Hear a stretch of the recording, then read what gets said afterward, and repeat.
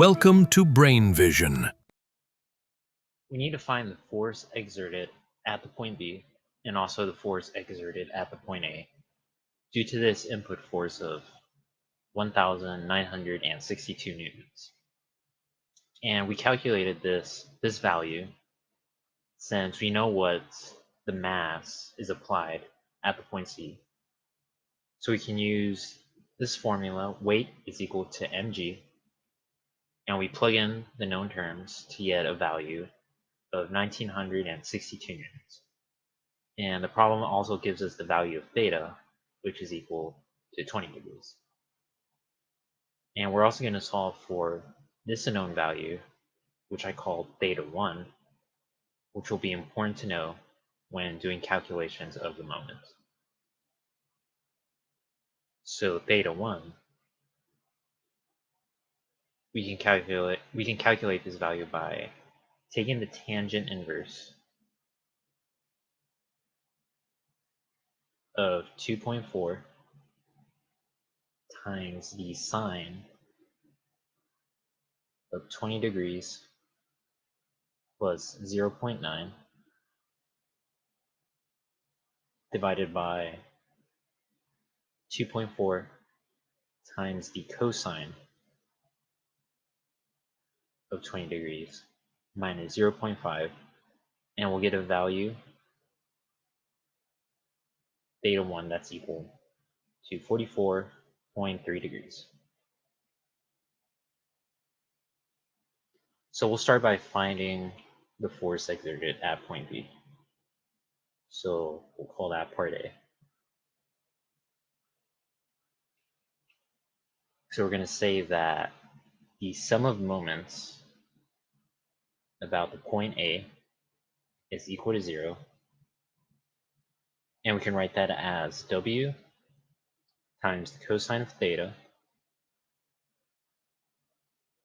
times 2.4 plus 2.6 minus the force, R of B, times the sine of theta 1 times 2.4 times the cosine of theta plus R of B times the cosine of theta 1 times 2.4 times the sine of theta, and we set that equal to 0. So we can plug in the known terms and solve for the unknown term, R of B. So after plugging in, we plug in W and the cosine of the known angle times this length minus the unknown variable, R of B, times the sine of theta 1, which we previously calculated,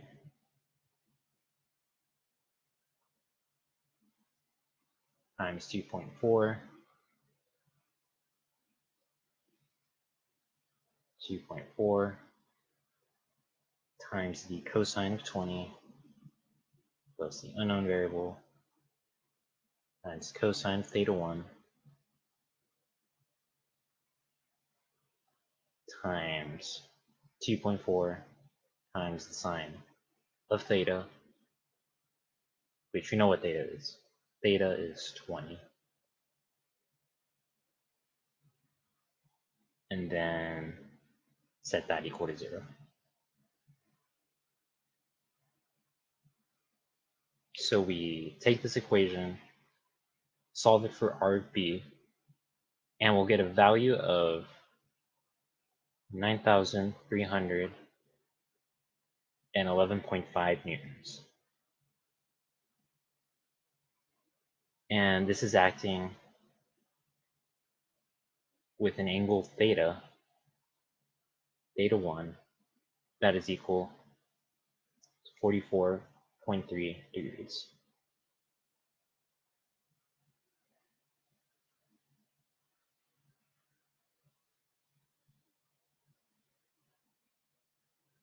So next we're going to solve for the force at the point A. And we'll call that part B.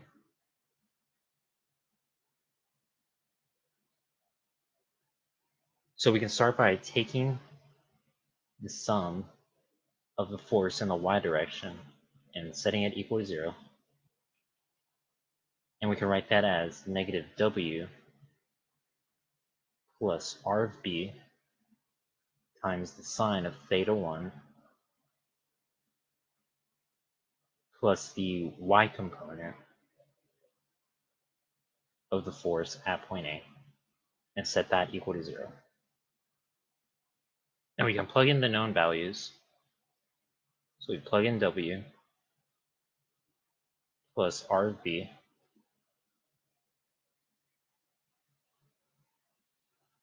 times the sine of theta 1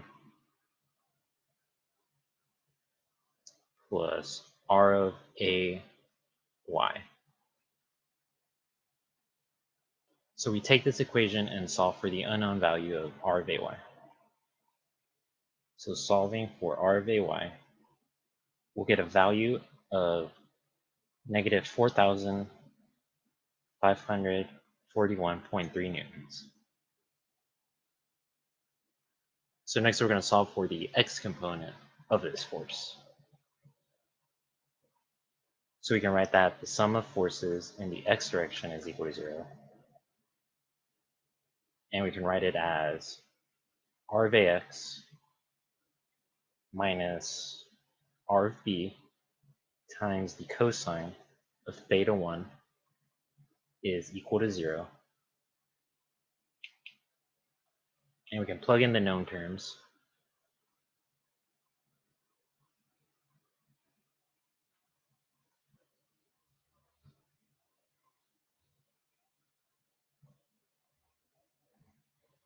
And we can solve for R of AX.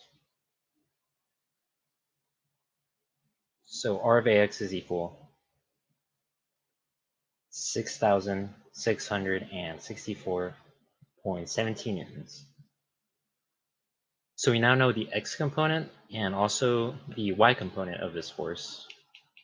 So we can now find the magnitude of the force R of A. So we get that, I'll write that R of A is equal to the square root of R of AX squared plus R of A y squared. So we get that R of A is equal to the square root of the x component squared plus the y component squared.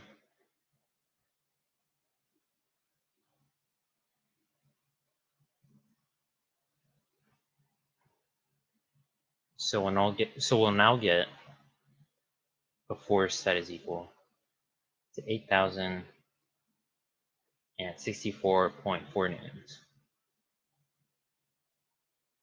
And we can solve for this angle. We can solve for the angle of that force,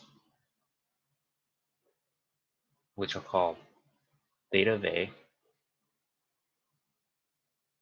by taking the tangent inverse of the y component divided by the x component.